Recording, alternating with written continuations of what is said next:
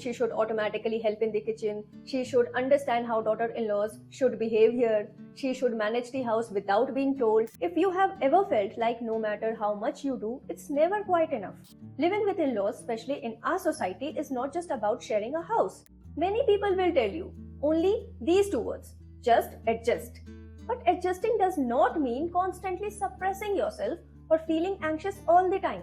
You finish your office work, sit down for 5 minutes, and someone casually says, "Oh, resting again, and that too in the evening." Nothing dramatic was said, but inside something hurts. You start thinking like, everyone needs me, so I can't take time for myself. It's about expectations, routines that existed long before you arrived, unspoken rules, and a lot of emotions that nobody really talks about. Hi, young ladies. Today I want to talk about something very real, something many women struggle with quietly but don't always feel safe saying out loud. That is, living with in-laws. If you have ever felt like no matter how much you do, it's never quite enough, and you are not just imagining it, it happens for real.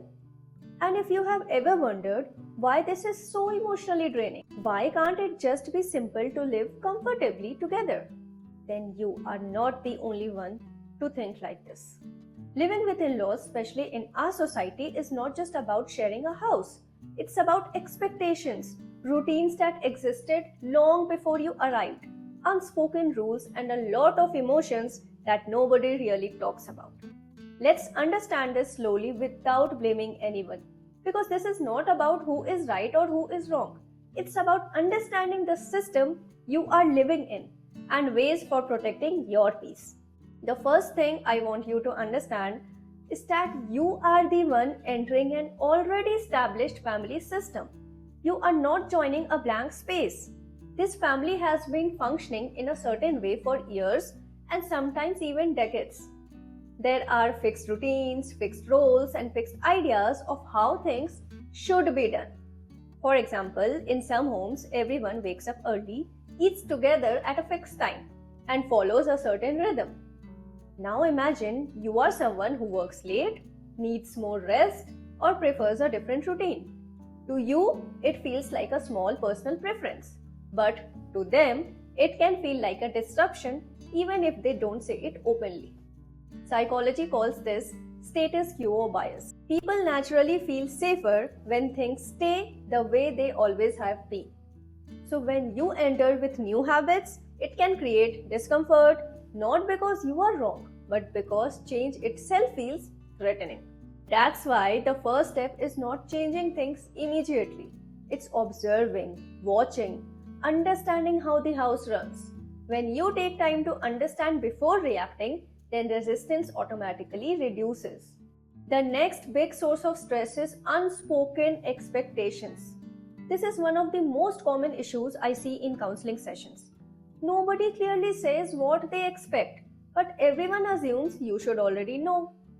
For example, she should automatically help in the kitchen, she should understand how daughter-in-laws should behave here, she should manage the house without being told, and so on. And the problem is that when expectations are not spoken, anything you do can suddenly feel wrong. Let me give you a real example. You finish your office work, sit down for 5 minutes, and someone casually says, "Oh, resting again, and that too in the evening." Nothing dramatic was said, but inside something hurts. Because this short rest suddenly feels like laziness or a crime. And that comment stays with you longer than it should. This is why clarity matters. Calm and respectful conversations about expectations from both the sides reduces a lot of hidden stress. You don't need to justify yourself, but you just need mutual understanding. Now let's talk about something people often misunderstand. That is boundaries. Many people will tell you only these two words: just adjust. But adjusting does not mean constantly suppressing yourself or feeling anxious all the time. Healthy boundaries are not rude, they are not selfish, they are necessary for emotional survival. A boundary can be as simple as saying, like, I need a little quiet time when I come back home from office before starting household work, Or I am comfortable helping here, but I need this much time for myself too. When boundaries are not set, resentment builds quietly. Small issues pile up, and one day something tiny becomes a big emotional outburst. When you communicate boundaries calmly using sentences like, I feel like this way, I need this, or can we try it like this, then you are not attacking anyone, but you are protecting your mental space. Another important point that often gets ignored is self care. In shared family setups, many women slowly disappear into roles. You start thinking like everyone needs me, so I can't take time for myself. But the truth is that when you don't take care of yourself, then patience gradually runs out. And then even small things start feeling unbearable. Self care doesn't mean luxury. It can be a quiet cup of tea alone, a short walk, listening to music, or just 10 minutes of silence. These moments recharge you emotionally. And when you feel better, your reaction changes too. Now let's talk about conflict. Because conflict will happen. Conflict does not mean you are failing. It does not mean the relationship is broken. When people who have lived one way for years and suddenly have to adjust to something new, friction is natural. So when disagreements happen, just pause, breathe, and if possible, disappear for 10 to 20 minutes and then respond instead of reacting. You don't have to win every argument. You don't have to explain yourself endlessly. Sometimes a small, calm communication is enough. Peace does not mean zero conflict. Peace means handling differences without losing yourself in the process. So, if I had to summarize all this for you, then I would say that living with in laws can be challenging on one hand but can be cherishing on the other if it doesn't have to destroy yours and theirs mental health.